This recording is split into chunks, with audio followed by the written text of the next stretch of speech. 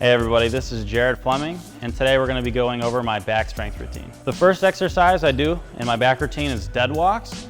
The whole goal here is that you're doing eccentric, concentric work. So instead of isometric work like we do in weightlifting all the time with a snatch or a clean or a squat and our back is always tight, we're trying to focus on eccentric, lowering, under control, and then concentric.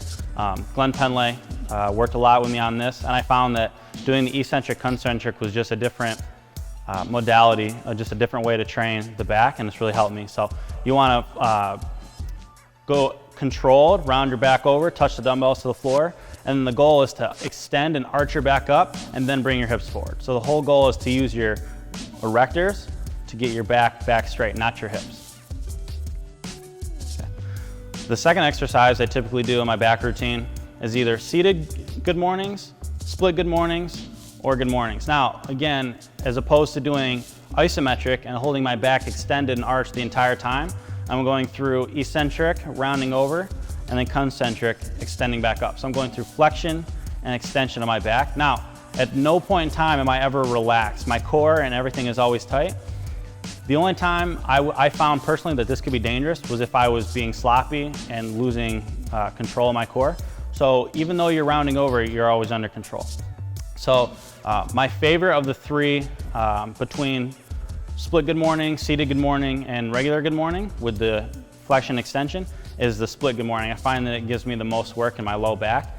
Again, the same goal with the dead walks. You're rounding over while under control, and then you're extending at your back with your erectors, and then bringing your hips back up.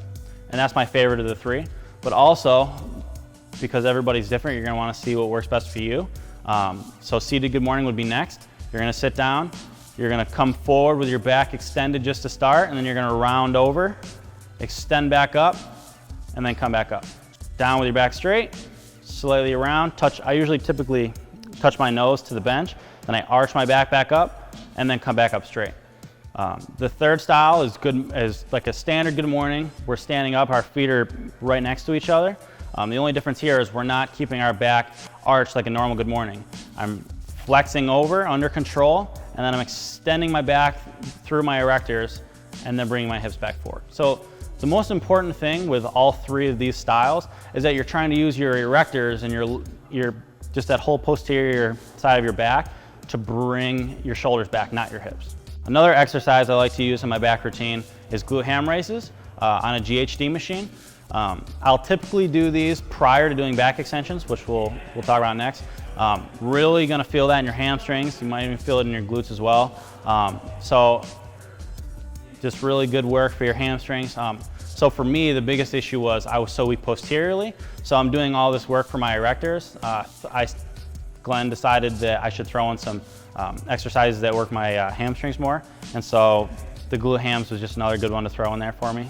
One of the most important exercises in my back routine is back extensions. I find that this gives me the most work in my lower erectors, just above my glutes. Typically, I'll do 3 sets of 10 at a self-prescribed weight, anywhere between 30 to 50 kilos. Now, you don't want to overload this exercise because the most important thing is doing it correctly and making sure that you're extending all the way up and not cheating it. So when I go heavier, usually I'll feel it more in my mid erectors, but if I keep it a little bit lighter and then do it correctly and really extend my low back, I'll feel it in my lower erectors. So the goal here isn't necessarily weight, it's making sure you do it correctly. One of the more simple exercises here in my back routine is banded walks. There's 2 different styles. One is monster walks. This is what they were described to me as, is where you're stepping out at 45-degree angles, okay? This is supposed to work, I believe, your piriformis, stepping out at 45-degree angles. And then you also can just do a banded shuffle where you go directly side to side. So you're pushing out with the lead leg, and then you're eccentrically bringing the leg behind you back. This works more glute medius. So really one of the other things that I found that was really inhibiting me and causing back pain was weakness in my glutes. So these banded walks were another good one that I started throwing in there. Now the most important of all the glute type exercises I've been doing is one-legged RDLs. And I found these have really helped strengthen my glute. Now doing split jerks for 12 years with only my left leg forward, I found that Well, I've actually had x-rays that show that my hips are no longer in alignment. My left hip is anteriorly rotated and superiorly lifted. So what I found is that doing one-legged RDLs burns my left glute way more than my right, just because I'm underdeveloped on the left side from split jerking with one leg for so many years. And I've really found that this one has helped get my left glute stronger. One of the other questions I'm sure a lot of you guys are gonna ask is set and rep schemes for these exercises. Now what I found for most of these exercises, you wanna start with high volume, low intensity.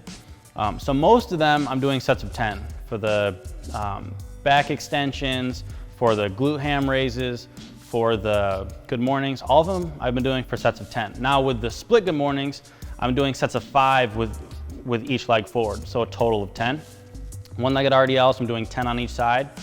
Now after you've done, let's say 4 weeks for sets of 10, then what you might want to do is start increasing your intensity or the amount of weight and bringing the volume down just a little bit. So after you've done maybe 4 weeks, you'll start doing sets of 7 or 8 and continue doing 3 sets, but do sets of 7 or 8 reps, and then try to bring the intensity up and do that for maybe another 4 weeks, and then 4 weeks after that, maybe you bring the reps down to 5, do 3 sets of 5, and slowly start dropping your volume and bringing your intensity up. And I mean, that's how we would train. That's a great way just to go from hypertrophy to strengthening. So there's my back routine. That's what I've been working on. That's really helped my back. Now this coupled with stretching, both elements have been equally important, but doing this routine and doing the flexion to extension as opposed to just isometrically holding my back locked has really helped get my low back stronger. It's carried over into my lifts and it's made my back feel a lot better. I really hope that some of you guys can take this as guidance and put it into your routines for those of you who are having back pain. Just as a disclaimer, make sure you talk to a physician or a physical therapist, chiropractor, whoever you work with before doing this. This is just what I found really helped me, so I hope that this can give you guys some guidance.